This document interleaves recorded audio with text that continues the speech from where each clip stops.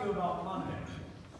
And before I do, I want you to keep a single quote in mind and pay attention specifically to the quote and not necessarily the source where it comes from. The quote is, I don't know if any of you have seen the movie The Usual Suspects, but the quote is, "The greatest trick the devil ever pulled was convincing the world that he does not exist."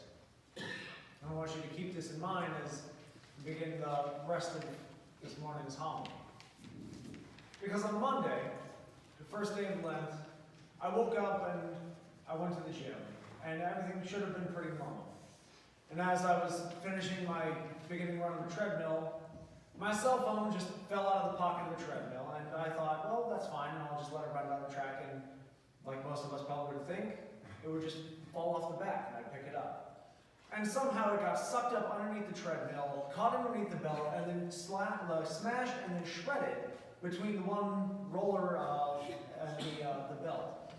I destroyed the belt of the treadmill. I had to apologize to the gym owner. Thankfully, he got it replaced. My phone was destroyed, and then I was, one, frustrated because my phone is destroyed, and secondly, because now I have to cut my workout short, and it's not what I was planning on doing that day. So I go home, I see Bonnie, and I say, hey, I'll be back. I have to go to Verizon. I have to get my phone fixed. And she says, well, what happened? And I tell her the whole deal. So I drive out to Vestal, and I begin to panic because the thing that's on every bulletin is my cell phone number, not the directory.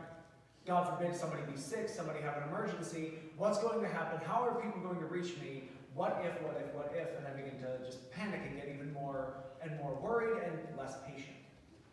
Well, I decide, well, first I'm going to go to FedEx. I had books to copy for services that I had put off the week before, so now I'm feeling like I'm running late on that. I stand in a long line to get one of them rush ordered, and then I have to wait for the next of them to be done the next day. And of course they say, well, we'll just call you when they're done. And I realize I don't have a phone for them to call me. What if they're not done and I can't pick them up? Now I'm worried about Tuesday's services being ruined. I go over to Verizon and they say, well, we can't give you a new phone, you have to call for a warranty.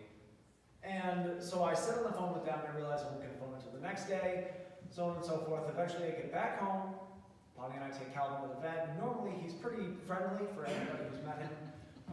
You can ask John. Calvin loves John. But he's pretty friendly, and he decides that today's the day he's going to hiss and start growling and try to scratch at every nurse and doctor who's near him. So I'm worried about that. We bring him home. He now has the medicine. I'm barely in time to get to service. I go inside the house with Bonnie's keys to grab the service books, set her keys down, grab my service books, turn around, shut the door, and lock us both out of the house. And we don't have a spare key outside of the house.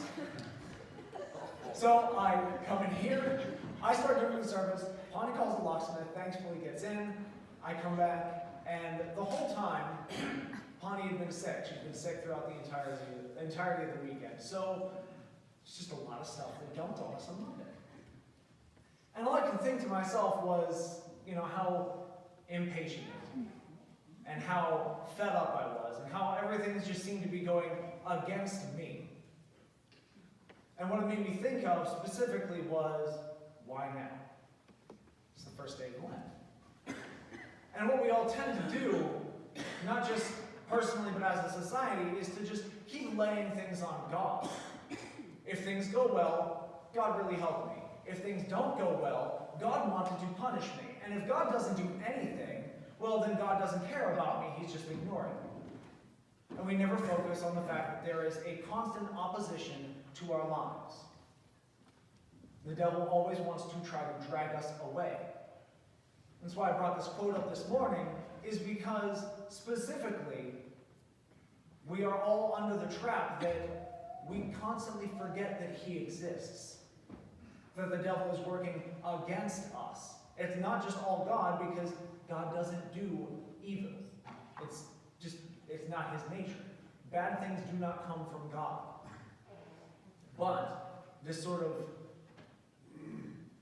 all the harassments that we deal with in our life, all of our setbacks, all of our disappointments, are things to pull us away. And what greater time than the first day of Lent to try to make us think that what's really the point in trying? right? Because, and I'll let you in on a little secret, when we all die, the devil loses his power.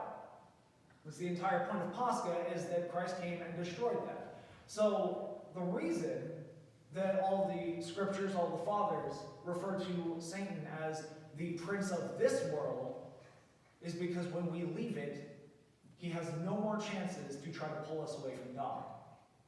That's why things beset us so heavily in our everyday life, especially now that we're aiming towards the resurrection where the devil suffered his defeat. There's nothing that he can do to us except to try to make us think that there's no point in trying. What greater victory would the devil have if we think, why would I try if I'm just going to fail? You know, if people decided that they just weren't going to try at things, we wouldn't have anybody who was actually good at stuff. We wouldn't have modern medicine. We wouldn't have science. We wouldn't have sports celebrities. People just wouldn't try because they'd say, well, I probably won't be good. I'd rather not start. And what greater victory is there for the devil than to make us all think, why try? What's the point? And so, I share with you this unfortunate tale of Monday, because for the rest of the week, I had a great week. Aside from, Pawnee slowly overcoming her illness and me being worried about her, services went well. I enjoyed my first week of Lent. And here we are. Nothing happened, nothing, no calamities. But I could have very easily said, why would I keep trying? This is terrible. Why would I try to control my anger or my irritation? Why would I try to be more patient? Because look at all this stuff that's laid against me. Look at all these obstacles in my way. But I encourage all of us to do exactly as St. Paul said when he's writing to Timothy, to fight the good fight, to finish the race. So that when we come to Pascha, when we come to the final end of all of these days in which the devil will try harder and harder to make us think, why try? Or to beset us, or to make us think we're falling short. If we keep fighting, if we finish that race, if we reach the end of Great Lent, we're constantly rewarded with the joy of the resurrection. We are constantly rewarded with knowing that we have seen truly the reason why the devil is so desperate. There are monks who pray to the devil, not because they have any sort of special connection, but because they pity him. We all must understand that that's why he works so hard now. He has no power. He is desperate. So join me in trying to work through everything that he throws against us.